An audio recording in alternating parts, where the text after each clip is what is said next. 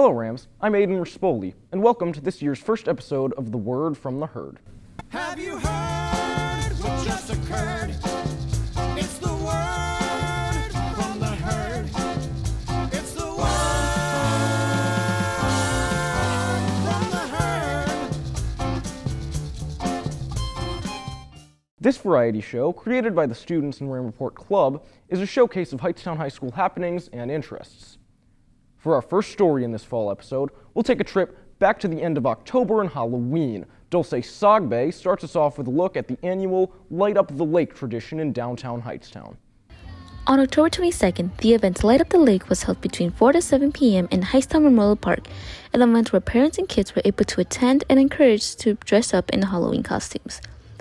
Activities such as dancing to music by DJ Sammy, creating and painting your own pumpkin, as well as having the opportunity to display your pumpkin out in the public, and a craft section where you'll be able to create your own designs and tote bags were all held in Hightstown. It was a fun event for the whole community to come together and enjoy their time. Thanks, Dulce. Halloween was also celebrated in the halls of HHS. Here's a look at another Hightstown tradition, Haunted Hallways, produced by Sarah Dilling. This is the class of 27, and our theme is Haunted Circus.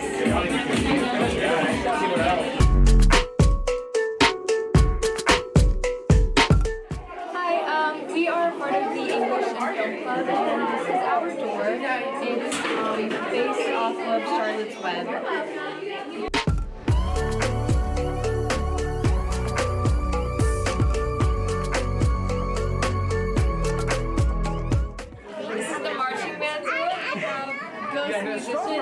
We have a trumpet, a saxophone.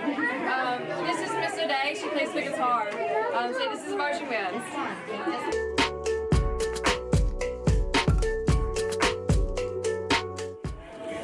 Hey, this is the drama club, and we're doing SpongeBob for the musical coming up, and we have also the Argonauts play, which you guys should definitely come see. Good job. McDougal, one of the head advisors of Student Council. Could you tell us a bit about this event and how it helps the community? Sure. So essentially, Haunted Hallways is kind of like a trunk or treat, but it's inside. You never know exactly what the weather's going to be like on the weekend leading up to Halloween. So this allows students or kids in the community to come and get candy, trick-or-treating. They might go to an area where the houses are really spread apart. So it's in a place where you can kind of just go door to door. Clubs also get to advertise their club and just something interesting for the club to do. It's a great thing for both the community outside Hightstown and inside Hightstown. Thank you so much. This is the class of 26 door right here, and our theme is the witches, and yeah, we hope the kids like it. Hi, this is the JSU door. Explain it, Madeline. So, we have a vampire Yara and we have Shalom spelled in English and Hebrew. And our wonderful rabbi has a beard and some gray hair, and he's holding the torch. Feliz Día de las Brujas, Feliz Día de las Brujas, y aquí estamos con la pared, con la puerta, no la pared, con la puerta de la Hispanic National Honor Society. Of course, the costumes make fall special, so for our final Halloween story, Christian and Logan bring you a segment we'd like to call Ram Ratings. I'm Logan. And I'm Christian, the host of this Ram Ratings Fall episode, Halloween Edition. During the day of Halloween, many students come to school dressed up in their Halloween costumes. We've interviewed a handful of these students and we'll rate their costumes on a scale of 1 to 10. Without further ado, here's the first costume. So, you mind telling us a bit about your costumes? Yeah, we're Batman and Robin from Batman and Robin. All right, pretty cool. I can see it's just a shirt piece. Oh, we have capes. The capes too? Yeah, show off the capes, Yeah. Yeah, all right. So, this might be an obvious question, but who might your favorite superhero be? It's actually Spider-Man. This costume duo is a classic, the good old Bat and Robin. Honestly, this is one of the more thought-out costumes. You can tell that they planned for this day, and as a Halloween connoisseur myself, I really appreciate it. I think I'm gonna give it a rating of 8 out of 10. It was cool to see this duo walking around the halls. Both are pretty basic costumes, but they work so well together since, it's superhero and sidekick.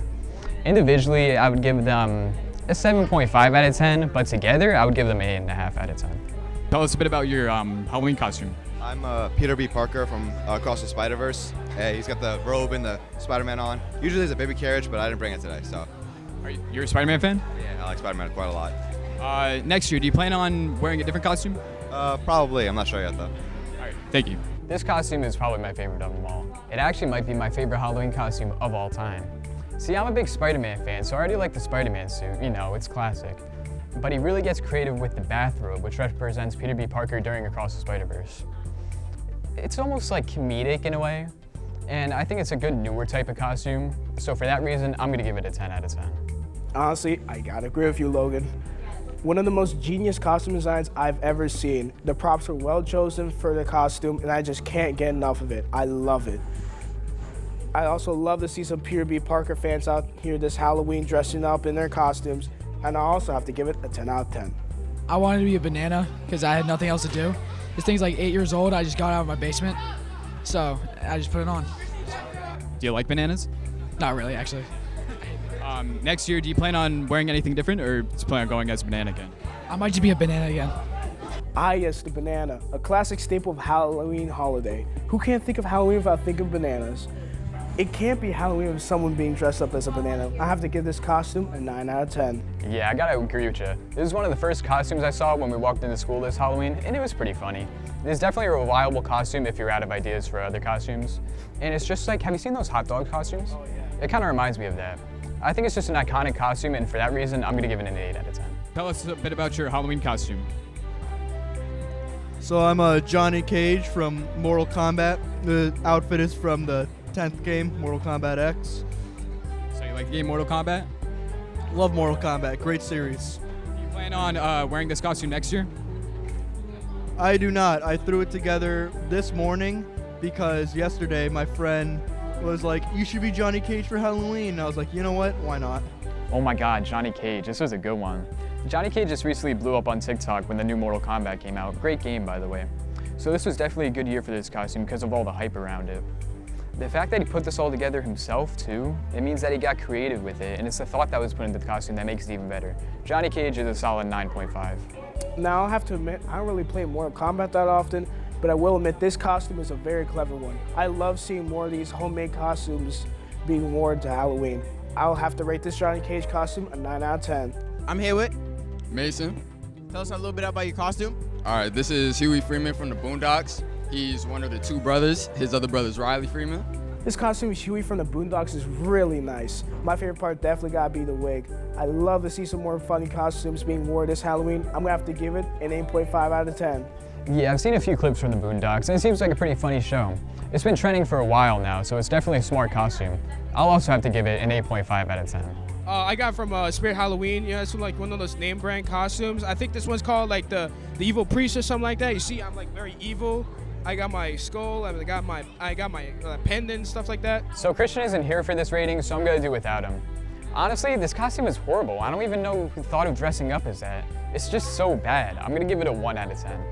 This costume was the best costume I've ever seen in my life. It's an easy 10 out of 10. Was that good? Nah, we're just kidding. But for real though, it's a decent costume. It's got a mysterious vibe to it, and it's kind of creepy in a way, and you can definitely tell it's a Halloween type of costume.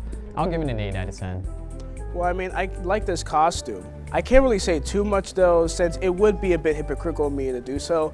But all I'm gonna say is you all better be ready, because next year, I'm gonna be bringing in some scares. But anyways, this was Christian. And this was Logan. Wishing you a happy late Halloween and a good new Thanksgiving. Oh, don't forget Christmas. Oh yeah, and Christmas too, I guess.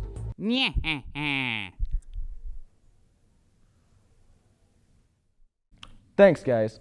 This Halloween was certainly a fun one. Moving on to more recent fall happenings, the HHS Drama Club performed their fall play, Argo Nuts, on November 17th and 18th. Here's Liam Potter with more. For the past couple weeks, the leaves have been changing colors and the weather's been getting colder, which means it's the season for Hightstown's annual fall play. And the play this year is Argonauts. Argonauts is a parody that follows the journey of Jason and the Argonauts on their quest to get the Golden Fleece so Jason can reclaim his kingdom from his evil uncle Peleus. Along his journey, he meets many fantastic characters, goddesses, evil witches, sleeping serpents, bronze giants, centaurs, and harpies. I'm here today with the inside details of the process from Miss Thompson, the director of the show, and senior Jenna Gottlieb, the actress playing this play's narrator. What got you interested in being a theater director? So I started theater when I was a kid, and I did it just like forever, and then I studied it in college as well, and got the opportunity to intern with like some children's theater companies, and I just really loved getting to like teach it and getting to bring theater to the lives of kids. So yeah, that's why. How has the process of your first show at Hightstown been? It's been really fun. It's been a long process. It started before the school year even began. It started actually the end of last school year, so it's been a very long process, but it's been very enjoyable. The cast has been incredible. The crew has been incredible. I could not have asked for a better first show here. So. What made you choose the Jason and the Argonauts? So it is a large show. It is an incredibly large cast, and I loved that because it gives the opportunity for as many people to get on stage as possible. I also loved that it was a comedy. I thought that it would be really fun to try something a little bit different this year. And also, technically speaking, well, I guess on like the technical side of theater, the show is pretty intricate, so it's giving our crew the opportunity to try a lot of new things and be really creative. So yeah, it's just a very fun show, a very different show. Is there any advice you would give to students who wish to audition for any shows here? Yeah, I think my biggest piece of advice is prepare for your audition. We spend a lot of time making sure that everybody is set up with some good materials to audition with, so prepare those materials and make sure that you come in like ready to go on the day of. And then also just like believe in yourself. Don't psych yourself out, I guess, is what I'm trying to say. Make sure that you know that you can do it, because only, I guess, you can control that. How has the rehearsal process been? The rehearsal process has been really cool. Some days we were in Miss Thompson's room, and some days we were in the auditorium. And now that it's tech, we're finally in here full time. It's been really fun. As you can hear, we have a lot of tech things going on with mics, lighting, sound. We have a lot of sound effects in this show. So finally being in Tech Week, I feel like everything is really coming together. For you, what's been the hardest part of this show? The hardest part of the show is the amount of crazy lines that I have. I have a lot of lines, and they're all very like Shakespeare-esque. Like they're very fancy to say. So I really had to like think about like how to like enunciate them and memorize them. I think it's just been a challenge to like have a role where I'm only talking to the audience and no one else. So it's given me like a different perspective on like how to say all these words. What's been your favorite part of this show? My favorite part of this show is this one scene that I have with JD Chico, and I'm just totally bashing on him, and it's really funny. It's one of like my comedic parts of the show, where I'm just like totally tearing his character apart, and it's really fun to just do that on stage. What would you say to any upcoming students who are interested in doing the fall play? I feel like even if you have the smallest interest, do it. Whether it be trying out for the cast or doing something in crew, there are so many different ways to get involved in the play. Like even if you're like, I don't really like talking in front of people, like you can be in the crew. Or if you're like, I love talking, like cast is for you. There's really a place for everybody. Yeah. Thank you. While the play has sadly passed, the Drama Club is far from over this year. The Drama Club hosts many other events throughout the year, so stay tuned for those and look out for the opening of their spring musical, SpongeBob SquarePants. Thanks, Liam. The performance received positive reviews, and we can't wait to see the spring musical. Another club that's been active lately is the HHS Video Game Club. Here's Tom Rispoli with some comprehensive coverage of their recent Mario Kart tournament. The Video Game Club held its second ever Mario Kart tournament this month. The tournament included 20 competitors, including last year's winner, myself. I, along with two of last year's top competitors and Nick Ciano, who organized the event, were given bye rounds. The action went on without us, though. Aiden Rispoli, Val Ordonez, and Nico Kenyon won their respective matches handily, each sweeping all 4 races. Nobody swept the final round, with Micah Witter and Juan Rojas Silva neck and neck in all 4 races. Micah won the match 3-1, but both first and second place in any match advanced to the next round, so Juan moves on as well. Mr. Cox participated in the tournament, the only faculty member to do so. He played his hardest but was bounced in the first round with a last place finish. Ramon Soto Nunez took the remaining spot in the next round after coming in second place in Group 3 to Nico. There were still 2 spots remaining, but their holders were undecided as round 1 included 2 second place ties, one between Mel Copeland and Danny Pulizagli in Group 1, and another between Gurinder Bangar and Milo Lasky-Blasco in round 2. Instead of 2 separate tiebreakers, the 4 would battle it out in a 1-race tiebreaker to start off week 2, with the top 2 racers of the 4 earning spots in the quarterfinals.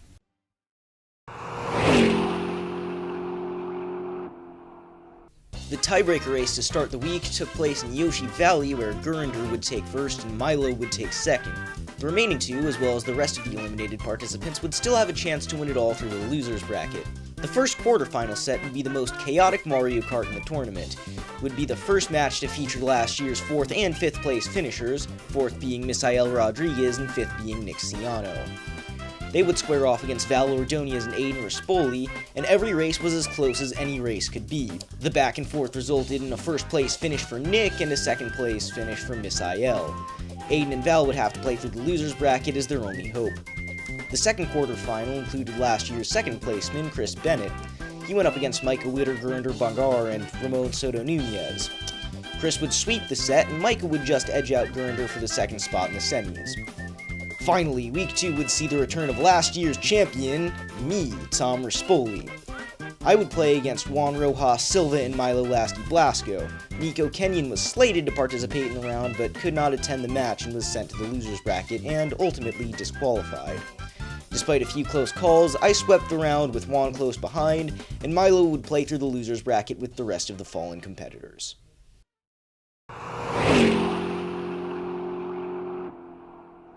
Week 3 would see the normal bracket semifinals, starting off with a match between me, Misael, and Micah. I won the first 3 races, securing my spot in the normal bracket finals. Going into the final race, Misael led Micah by 1 point. Micah would need to beat Misael by 2 to secure a spot, and by 1 to tie him. I led late in the match, but on the final turn of the final lap, I careened into a wall, allowing Micah to pass me and take first. I would get second in the race, and my mishap would knock Misael into the losers bracket, allowing Micah into the next round. The other match would be between Nick, Chris, and Juan. Nick beat out Juan and Chris, winning first in the round and moving on to the finals. Chris struggled early, but was able to bounce back and take second, pushing Juan down to the losers bracket. Speaking of the losers bracket play started during the week. Aiden, Val, Milo, and Danny all began their ascent to the top of the losers bracket. The top 2 players in the losers bracket would play the top 2 players in the normal bracket in the grand finals to see who would take home the Mario Kart crown.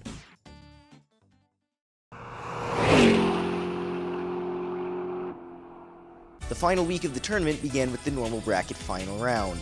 Nick, Micah, and I would face off to see which 2 of us would move on to the grand finals. Chris could unfortunately not attend the match, which eliminated him from the tournament. Nick and I tied in the overall score, but no tiebreaker was necessary as we both finished ahead of Micah. He would have to bid his tournament hopes farewell. In the losers bracket, Gurinder began his adventure with he and Ramon advancing to the losers semis. Unfortunately, this eliminated Danny from the bracket. The losers semis saw the elimination of Milo as Aiden and Juan moved on to the finals. On the other side, Gurinder and Misael pushed out Ramon, and Val did not attend and was disqualified. In the losers finals, Juan and Misael rose above Aiden and Gurinder and advanced to the grand finals where they would face off against me and Nick. I got off to an early lead but couldn't hold it, with Misael ahead of me by 1 point going into the final race. The race would be in the new Bowser's Castle map, and I jumped out ahead of Misael early, passed Nick mid-race, and never looked back, taking the race and my second consecutive Mario Kart victory. I can only hope that next year's tournament is exciting as this year's was.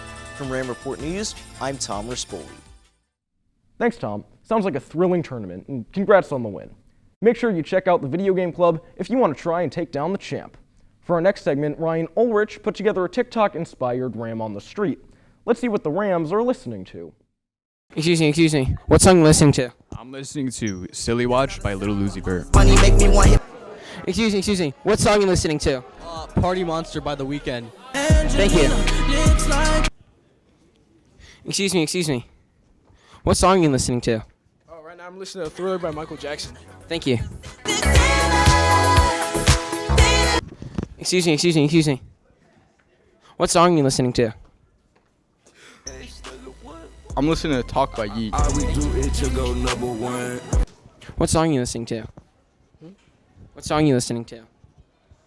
Right now, I'm listening to Justin Bieber. Thank you. What song are you listening to? Hold up. I got Santeria by Sublime. Thank you. Thanks, Rams. Our show gives a look at more than just Hightstown happenings. Perhaps you heard that the Major League Baseball season wrapped up in October. Here's all you need to know about that. The MLB playoffs kicked off with 4 best-of-3 wildcard series, the first of which featured the Texas Rangers and Tampa Bay taking on the Rays. The Rays made some great attempts to field the ball. Fortunately, they weren't too embarrassed, though, since basically nobody was watching. Rangers win 2-0. They advance to face the American League best, Baltimore Orioles. In the second AL wildcard series, the AL Central champion Minnesota Twins hosted the Toronto Blue Jays, who finished third in the East but held on for the final wildcard spot. In the first game, Twins rookie Royce Lewis hit 2 home runs, driving in all 3 runs scored by the Twins. Side note, this win broke an 18-game playoff losing streak for Minnesota, dating back to 2004. The next day, the Twins were able to hold the Blue Jays scoreless and advanced to face the reigning champion Houston Astros. In the National League, the Philadelphia Phillies crushed NL East rivals the Miami Marlins. The second of the 2-game set featured a vast array of absolutely splendid calls by home plate umpire Doug Eddings. Phillies advanced to play National League favorites, the Atlanta Braves, in the division series. Finally, the 3-seed Milwaukee Brewers were visited by the 6-seed Arizona Diamondbacks. In both games of this series, the Brewers struck first, but the Diamondbacks closed the gap to take the series in a sweep, being the 4th of 4 best-of-3 series to end in just 2 games. Next up was the best-of-5 division series, with the league narrowed down to 8 teams. One of the top teams in Major League Baseball, the Baltimore Orioles, accepted the Rangers into Camden Yards in Baltimore. The Orioles proceeded to play their worst baseball of the year, losing in 3 games. The Orioles had not been swept all regular season. The Rangers advanced to their first ALCS since 2011. Meanwhile, the Twins challenged the Houston Astros, who won it all in 2022. Houston maintained its dominance despite a hiccup in the second game, and advanced to not their second, not their third, but their 7th American League Championship Series in a row. The Phillies would have to take on another division rival, the imposing Atlanta Braves. Despite the Braves' 100-win season, they only managed to take the second game of the series from Philadelphia. This feels oddly familiar. Philadelphia advances to compete for their second straight National League crown. On the other side of the NL bracket, the Diamondbacks were hosted by fellow National League West contender, the LA Dodgers. In Game 1, the Dodgers rolled out all-time great lefty Clayton Kershaw. Against the base of the wall. High fly ball to deep left field. Forget about it. It's gone. A disastrous start for Clayton Kershaw. Ouch. The rest of the series was more of the same, with the Dodgers taking a premature playoff exit, something that they must be getting pretty sick of by now. Major League Baseball was now ready for the best-of-7 league championship series. The Astros were set to contend for their 3rd straight American League title against fellow AL West and Lone Star State competitor, the Texas Rangers. The series began at Minute Maid Park in Houston, with the Rangers taking both on the road. The Astros responded quickly, however, winning all 3 of their respective games away in Arlington, with Jose Altuve hitting this massive home run to give the Astros the lead in the 9th inning. With tensions high headed back to Houston, the Rangers managed to win the closest 9-2 game in baseball history, followed by a relatively unexciting 11-4 victory in Game 7. This handed them their first American League title since 2011. They would be looking to win it all for the first time in franchise history. In the NLCS, the heavy favorite Philadelphia Phillies jumped out to a 2-0 lead over the Arizona Diamondbacks. But late-inning heroics by Diamondbacks second baseman Ketel Marte in Game 3 and outfielder Alek Thomas in Game 4 evened the series back up. The Phillies recovered, took Game 5, and carried the series lead back home to Philadelphia. Arizona battled back with a win in Game 6 and then stunned the baseball world, taking the 7th game with a final score of 4-2. This sent Arizona to their second World Series appearance in team history, knocking off the reigning NL champions. The first game of the World Series was one of the most exciting in years. The Rangers jumped out to an early lead, but the Diamondbacks closed the gap and took a 5-3 lead into the 9th inning. With 1 out and 1 on, Rangers shortstop Corey Seager launched a game-tying home run deep into the right field seats. The Diamondbacks were able to hold the Rangers off for the rest of the 9th and forced extra innings for the first time in the 2023 postseason. In the bottom of the 11th, ALCS MVP Adolis Garcia broke the tie with a walk-off home run to right field, and the Rangers took a 1-0 series lead. The Diamondbacks responded quickly, crushing the Rangers 9-1 in Game 2 to take a 1-1 series tie back home to Arizona. In the third game, the Rangers put up 3 runs in the third inning, with another 2-run home run by Corey Seager being the biggest blow. The Rangers held on and won Game 3 3-1. In Game 4, Texas scored 10 runs between the second and third innings. Despite the Diamondbacks' best efforts, they fell short and the Rangers took a 3-1 series lead. In Game 5, they would be looking to be crowned world champions. No one scored in the first 6 innings of the 5th game. The scoreless tie was broken by an RBI single for Rangers designated hitter Mitch Garver. The game remained 1-0 until the 9th, when an insurance base hit went under the glove of Diamondbacks center fielder Alek Thomas. This was followed up by a home run from Rangers second baseman Marcus Semien. The Rangers would win the final game of the World Series 5-0 and clinch the first title in team history. And the celebration has begun. 10 o'clock back home in Texas. Josh Sborz wraps it up, and the Rangers are your World Series champions. Can you believe it? Congrats to the Texas Rangers. For our final segment, we gear up for the holiday season with the classic debate, what's better, Thanksgiving or Christmas? I'm Alex, and I personally prefer Thanksgiving because of the good food, spending time with your family, and watching football all day with my dad is something that I've done every year for as long as I can remember. So Thanksgiving. My name's Angelica. My name's Medina. I love Christmas because we have free stuff. And I like Christmas because I like the bright lights. Hi, I'm Mrs. Gooley, and I prefer Thanksgiving over Christmas. My name is Danny. I prefer Christmas and Thanksgiving because I like spending time with my family. My name's Shannon Tari. My name's Shakti Shah. And we prefer Thanksgiving. We love food. And we want to meet up with family and friends. My name's Bradley, and I prefer Christmas because there's a lot of gift and you get to spend more time with family. I prefer Christmas just because the break is longer and I get to be away from school and with my family and friends. Say that. Tell the truth. I want you to tell the truth. Tell the truth or I will. Because I get to be with my family. Okay, buddy. Oh! Hi, my name is Shannon Tori. My name is Shakti Shah. Why did I say? Thanks, Rams. Regardless of which holiday you prefer this season, we hope you enjoy it. That's all for this episode of Word from the Herd. If you'd like to be a part of Ram Report Club and contribute to our next episode, please stop by and visit the video production room. Also, remember to follow us on YouTube and Instagram, and as always, have a Ramtastic day. Have you